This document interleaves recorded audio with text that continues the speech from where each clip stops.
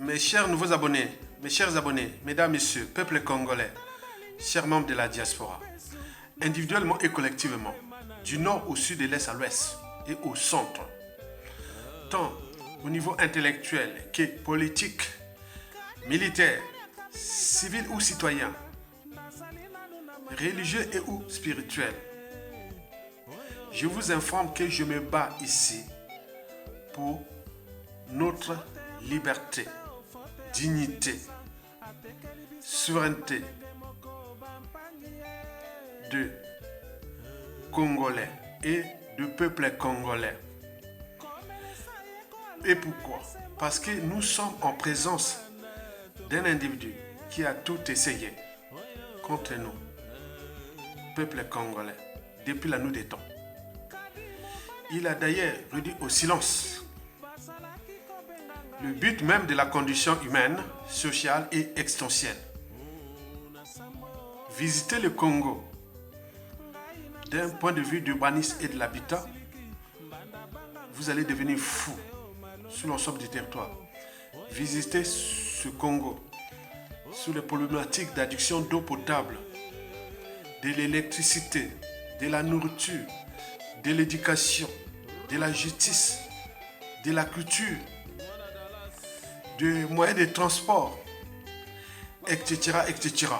Vous allez devenir fou au regard des potentialités naturelles et humaines, c'est-à-dire le capital humain de ce pays. Denis Sassou Nguesso est passé du stade de Boya Mindele à ce qu'on appelle la canaillerie. Il est à l'étape de la canaillerie parce qu'il n'a plus de choix que jouer à la canaillerie, parce qu'il a la peur au ventre de payer la rançon de la gloire, c'est-à-dire l'humiliation, comme la plupart des dictateurs sont passés par là, et ou de ses crimes, c'est-à-dire justice quelle qu'elle soit. Et c'est pour cela qu'il a ces moyens de l'État là, qu'il en abuse contre nous. Et nous sommes là comme des moutons, des indigènes esclaves, et du bétail humain ont été de les regarder faire son spectacle. Un être mortel qui n'est que de passage sur terre. Imaginez-vous, vous serez venus dans la vie comme beaucoup sont partis depuis les marins Wabi jusqu'à nos jours. Combien on en a tué, directement ou indirectement, c'est-à-dire les laisser dans la merde.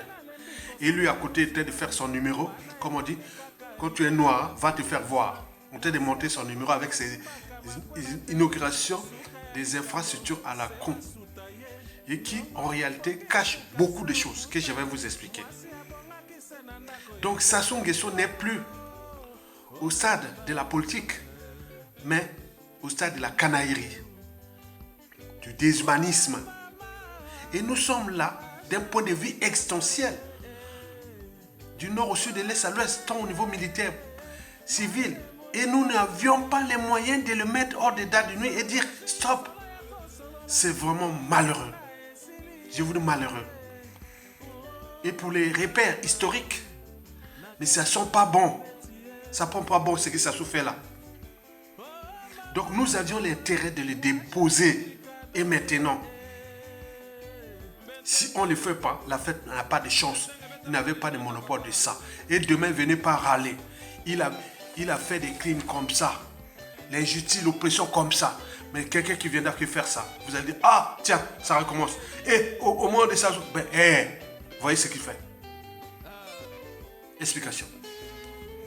Vous le savez que depuis son coup d'état sanglant Force Afrique du 5 juin au 15 octobre 1997, dont le capital décès est le plus élevé de tous les coups d'état d'Afrique, 30 000 morts. Suivi des opérations Mouebara, 400 000 morts et des crimes indirects et ou directs contre les opposants, dissidents, intellectuels et autres, et surtout les crimes de masse, et qu'il n'a cessé de nous tuer comme des lapins, comme des bétail humain. Vous savez que depuis ce coup d'état-là, dans sa tête, ça soit à 3 règles, retenez bien 3 règles dans sa tête. La première règle, il considère notre pays comme un butin de guerre. Et par conséquent, tant qu'il n'aura pas une force insurrectionnelle et ou armée au-dessus de ces moyens de l'État dont il a confisqué, il n'y cédera pas. Il nous traitera comme des sujets indigènes et esclaves. Donc il vit sa vie. 2. Nous Congolais, lui s'est dit que nous ne l'aimons pas. Lui non plus. C'est pourquoi ce pays l'a laissé aux mains des étrangers. Donc les inaugurations des infrastructures économiques et autres, c'est pour ces étrangers-là. 3. Il joue stratégie, malin avec la France-Afrique. Il ne l'a jamais trahi. Parce qu'il fut placé là au sommet de la France-Afrique pour gérer une colonie. Une colonie est faite pour être exploitée. On voit bien ce que ça produit. Un tiers de la matière grise à l'étranger, un tiers des Congolais à l'étranger, 2 tiers qui sont au pays sont dans les conditions des bagnes coloniaux, c'est-à-dire des prisons à ciel ouvert. Qu'est-ce que ça peut faire que nous ne prenons pas notre responsabilité? Donc, il joue malin à la conservation du pouvoir et surtout à remplir le cahier de charge France-Afrique. La suite est logique. Pourquoi? 1. Déjà le butin de guerre. Il construit des infrastructures de merde pour vous laisser, voilà. Et surtout avec la dette. 80% des infrastructures de merde, c'est pour nous laisser avec la dette. Nous allons gérer ça avec la dette. Tout ce qu'il a construit là qui tombe en win, c'est pour vous faire comme ça. Écoutez, excusez-moi. Je vous emmerde. Parce que c'est un butin de guerre. 2. Les étrangers. Même, vous ne m'aimez pas. C'est des étrangers qui m'ont aidé à venir au pouvoir. Et donc, je vais les aider. Et donc, ces investissements-là, c'est le magot entre lui et les étrangers. Avec les finances de nous, Congolais. Donc, partout, il finance les infrastructures là. C'est pour ça. C'est pour l'investissement, c'est ceux qui l'ont aidé au pouvoir. Et donc, ils contribuent. C'est un investissement que vous avez fait, un bon investissement. Et toi, enfin, c'est qu'il faut savoir que la France-Afrique est là. Donc, il n'a pas encore trahi. Donc, il joue malin là. Donc, le reste, c'est que diversion. En réalité, nous sommes dans la nasse, dans l'entonnoir. Écoutez la vidéo suivante qui va venir là. Et va vous étayer la situation dans laquelle nous nous trouvons. Donc, pour terminer, Denis Sassou Nguesso gère sa colonie. Et donc, nous sommes là comme des moutons en train de souffrir. Au lieu de prendre notre responsabilité de Congolais, de peuple, il n'a rien du tout. Mais quant à ces infrastructures de merde, c'est vous qui allez les gérer. Ils sont déjà beaucoup en ruine. Et c'est bien comme ça. Et celui qui est à l'auteur de ça, il a même été décoré en Côte d'Ivoire. C'est tout un symbole, tout un signe. La France-Afrique vous emmerde. Vous avez compris? Et enfin, bon, pour les infrastructures là, les investissements qui investissent les hôtels, les marchés et autres, c'est pour ceux qui ont investi sur lui depuis le coup d'État et jusqu'à nos jours, les étrangers. Donc ce sont leurs affaires.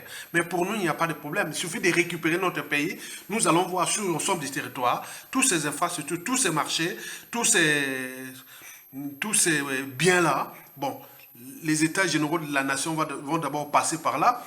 Il y aura le audit des affaires du Congo. Et n'oublions pas la fiscalité. Tout ça là, soi-disant les modules, ils ont maintenant les mots module.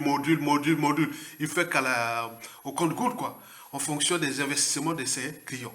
Donc, nous sommes là un pays occupé, où il y a un grand remplacement. Battons-nous pour nous libérer. Et j'ai essayé un peu d'intervenir aussi dans la présidentielle en RDC. Qu'est-ce que les Aïwa disent? Occupez-vous de Sassou Nguesso là-bas, pas du Congo, RDC. Nous, on sait comment on va s'en occuper de ces gens-là. Pourquoi pas nous? À bientôt.